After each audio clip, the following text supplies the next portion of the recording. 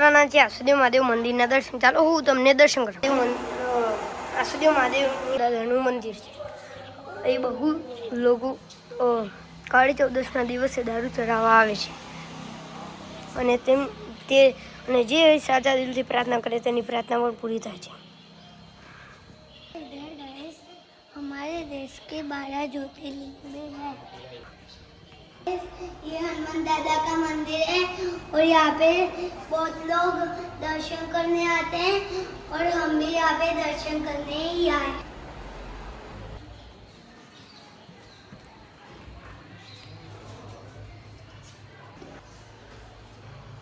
महादेव का मंदिर है और यहाँ पे रोज सुबह जल